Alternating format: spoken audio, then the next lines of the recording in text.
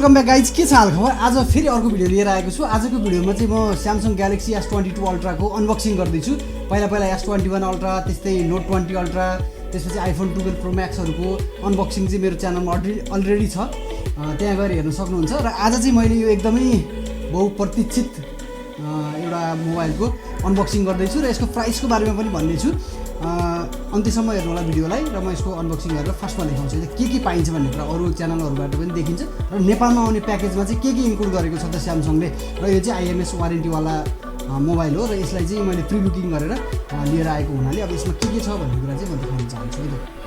च्यानललाई सब्सक्राइब गर्नु होला र घन्टी बजाउन नबिर्सनु होला। मैले अपलोड गरेको भिडियोहरू सबैभन्दा पहिला तपाईँहरूकोमा आइपुग्नेछ र यस्तै कन्टेन्टको लागि चाहिँ सब्सक्राइब गरेर घन्टी बजाउनु भयो भने बेस्ट हुनेछ। ढिला नगरिकन म अनबक्सिङ गर्छु र यो चाहिँ मसँग यहाँ अरू सामानहरू पनि छ। यो ग्यालेक्सी बड 2 यो चाहिँ प्रि बुकिङ गर्दाखेरि अलिकति स्किममा पाइने कुरा भयो यो चाहिँ।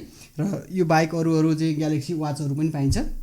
ग्यालेक्सी वाच 4 लाई चाहिँ हामीले 17,000 थपेर पाउन सक्थ्यौँ भने र ग्यालेक्सी वाच 4 क्लासिकलाई चाहिँ 23,000 थपेर हामीले लिन सक्थ्यौँ। र मैले चाहिँ एउटा सुन्नको लागि मसँग अलरेडी वाच भएको कारणले गर्दाखेरि एउटा सुन्नको लागि चाहिँ इयरबड 2 चाहिँ मैले लिएको छु। कस्तो छ भन्ने कुरा यसलाई खोलिसकेपछि मात्र देखिन्छ है त। यो चाहिँ कभरहरू भयो, यो एउटा लेदर कभर छ र यो चाहिँ सिलिकन कभर सफ्ट केस छ। यो चाहिँ यसलाई यता राखेर हेर्छु र मैले अर्को एउटा चाहिँ यो लोटसको चाहिँ स्क्रिन प्रोटेक्टर र ब्याक साइडको लागि चाहिँ यो लिएर आएको छु। यो पनि कस्तो छ भन्ने कुरा म देखाउँछु। र यसलाई ढिला नगरिकन खोल्नु पर्दाखेरि यो चाहिँ बक्सा भयो।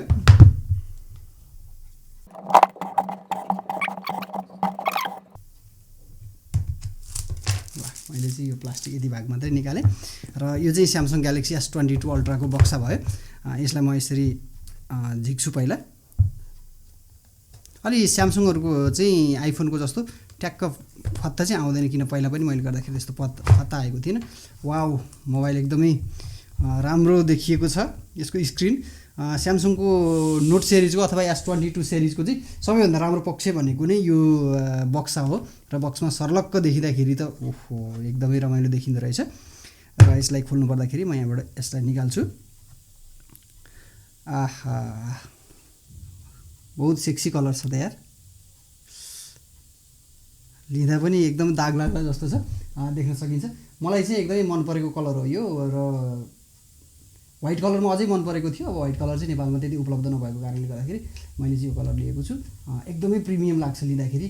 बक्सी डिजाइनहरू S22 अल्ट्रा भन्दा पनि यो चाहिँ अलिक बढी नै प्रिमियम लाग्दो रहेछ। यसको चाहिँ S पेन पनि एउटा मेन फिचर चाहिँ S पेन पनि हो। यसलाई साइडमा राखेर म बक्समा के छ भन्ने कुरा देखाउँछु है त।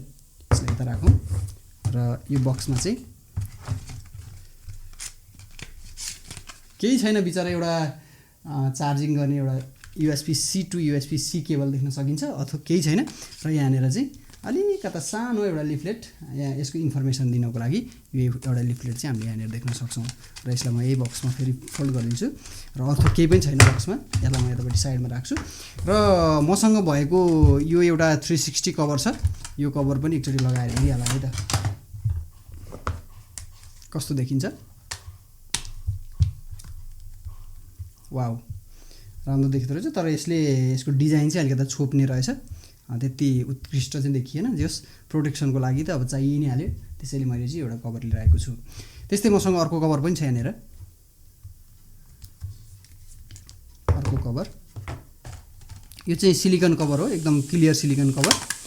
यसले चाहिँ हाम्रो फोनलाई चाहिँ पुरै एक्सपोज गर्नलाई हेल्प गर्छ। सबै थोक चाहिँ यहाँबाट देख्न सकिन्छ, भित्रको भाग पनि। यो चाहिँ अलिकति राम्रो देखिँदो रहेछ यो कभरले, तर अलिकति पयालो हुँदै जान्छ यो कभर, नत्र अलमोस्ट रूपमा त राम्रै छ। त्यस्तै यसलाई मैले खोलेँ अहिले, यो दुईवटा कभर भयो। त्यसपछि मसँग यहाँनिर लोटसको चाहिँ स्क्रिन प्रोटेक्टर छ, जुन यो चाहिँ स्क्रिनमा टाँस्ने कुरा भयो। अगाडिपट्टि अलिकति होल पन्च भएको यहाँनिर हामी देख्न सक्छौँ। त्यस्तै गरी यो चाहिँ ब्याक साइडको लागि यो काटेर लिएर आएको हो। यो चाहिँ मेसिनमा हालेर काटेर यो देख्न सकिन्छ। यहाँनिर क्यामेराको लागि कटआउट छ। त्यस्तै गरी अब मसँग रहेको छ अर्को ग्यालेक्सी बड 2। ग्यालेक्सी बड 2 चाहिँ नेपाली मार्केटमा 18,000 को रेन्जमा पर्छ र यो चाहिँ यसलाई प्री बुकिङ गर्दाखेरि अलिकति फ्री छ। अब प्राइसको कुरा गर्नु पर्दाखेरि नेपालमा दुईटा भेरिएन्ट आउँछ, तीनटा कलरमा आउँछ। फर्स्ट भेरिएन्ट भनेको चाहिँ 12/256 जिबीको भयो, त्यसलाई चाहिँ हामीले 1,59,979 मा पाउन सक्छौँ र फ्री भनेको चाहिँ अघि मैले भनेको एक्सेसरिजहरू फ्री पाउन सकिन्छ।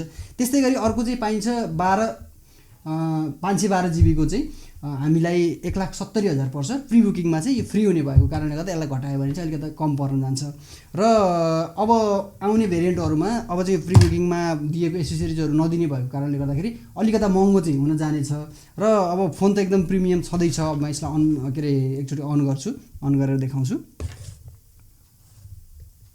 यसमा सायद चार्ज कति पनि छैन रहेछ ल। एकदमै मजाको छ फोन, त्यति गरौँ पनि होइन, वेट ब्यालेन्स त राम्रै छ र यसको चाहिँ सबैभन्दा राम्रो कुरो भनेको डिस्प्ले नै हो। एकदमै राम्रो छ, स्यामसङको डिस्प्ले पहिल्यैदेखि राम्रो हुँदै आएको र अहिले त झन् अब यसै 2022 मा आइसकेपछि फ्ल्यागसिपमा चाहिँ यो डिस्प्ले हामीले चाहिँ पाउन सक्छौँ।